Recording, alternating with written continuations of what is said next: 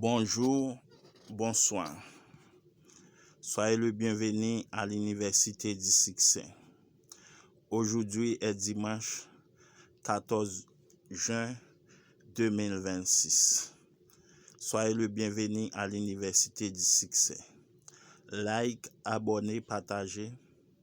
Une façon pour nous capables de joindre tout séminaire net cap fait sur YouTube dans l'Université du Succès. Que bon Dieu bénisse nous. Soyez le bienvenu à l'Université du Succès. Aujourd'hui est dimanche 14 juin 2026. Soyez le bienvenu à l'Université du Succès. Que bon Dieu bénisse nous dans l'Université du Succès. Like, abonnez, partagez. Une façon pour nous capables de joindre tout séminaire net cap fait dans l'Université du Succès sur YouTube. Les causes de l'échec sont multiples et complexes.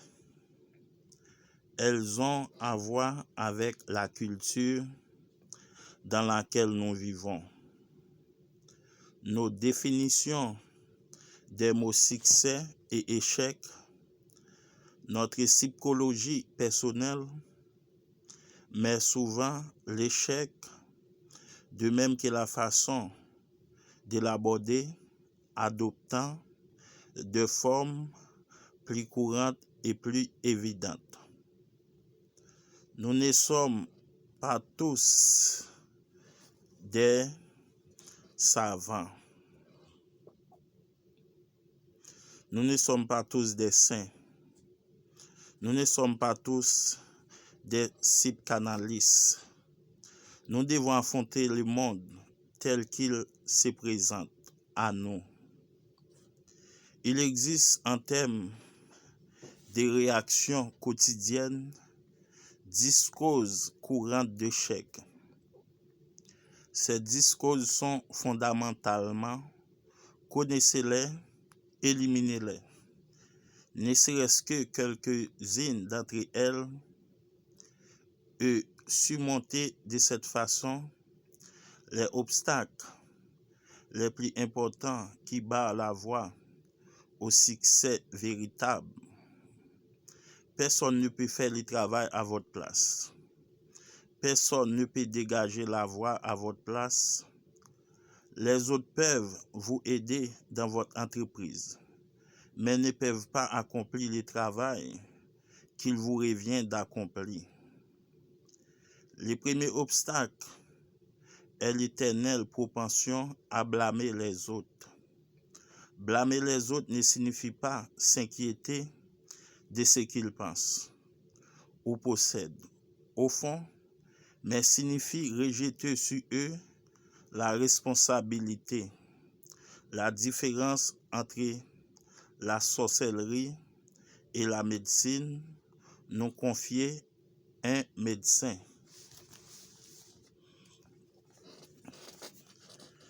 qui a pratiqué 20 ans en Afrique, résidait dans le fait que lorsqu'un homme tombait malade, la sorcellerie l'amène à se demander qui m'a fait cela, alors que la médecine l'amène à se demander qu'est-ce qui m'a fait cela.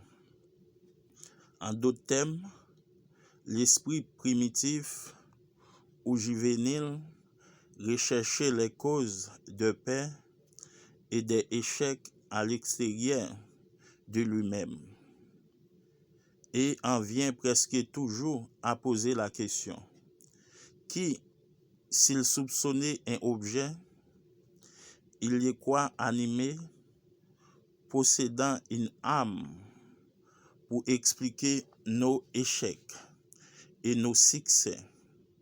Nous invoquons parfois la chance et la malchance, comme si le hasard était un dieu ou une déesse qui possédait le pouvoir d'intervenir dans les affaires des hommes. Il est rare que l'esprit primitif s'est tourné vers l'intérieur et demandé qu'est-ce qui, en moi, est responsable de cela? L'esprit plus sophistiqué, plus éduqué et plus civilisé apprend à demander qu'est-ce qu'il y a en moi qui m'a amené à produire ou non cette pensée, à ressentir ou non cette émotion, à poser ou non ces gestes.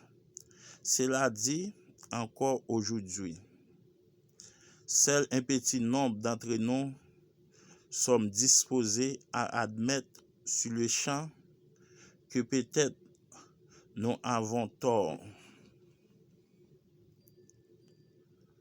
Nous réagissons pour la plupart de façon primitive, ou puérile, devant les situations qui sont à notre désavantage. Il est presque instinctif pour l'enfant de blâmer un frère ou une sœur.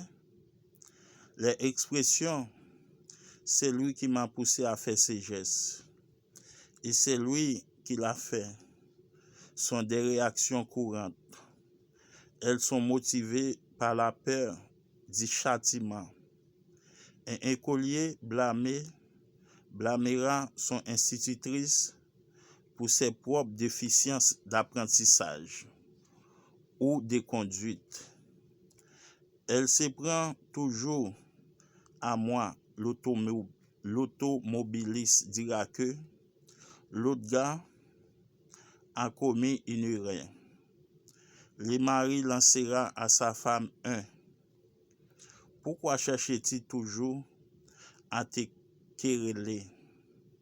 L'employé dira « La compagnie ne m'apprécie pas. » Le plus grand cri de confusion de l'humanité a toujours été « Qui m'a fait cela ?»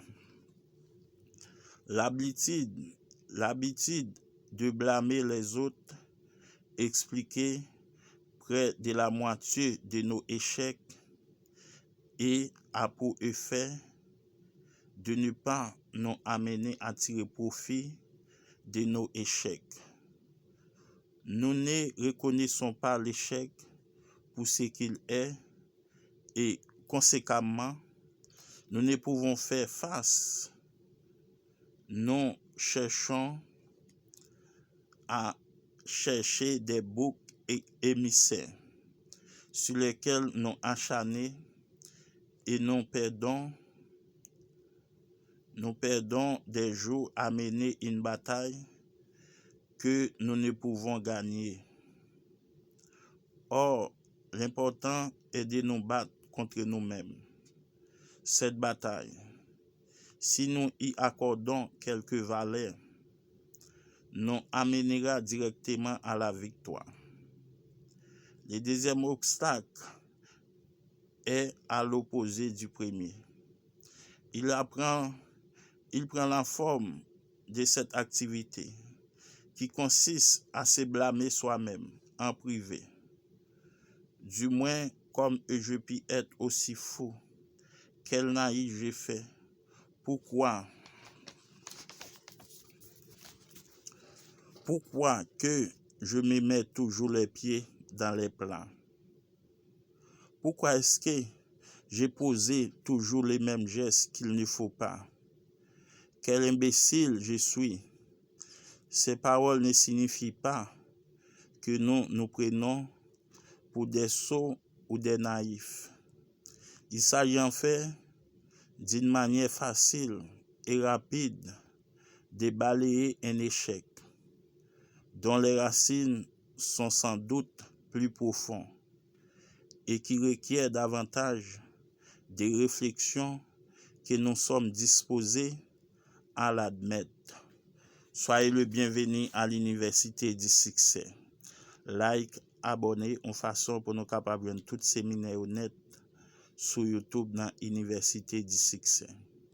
Aujourd'hui est samedi 14 juin 2026. Soyez le bienvenu à l'Université du Succès.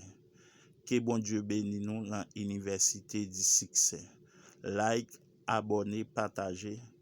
Une façon pour nous capables de tout séminaire net qu'a fait sur YouTube dans Université du Succès. Que bon Dieu bénisse nous dans Université du Succès.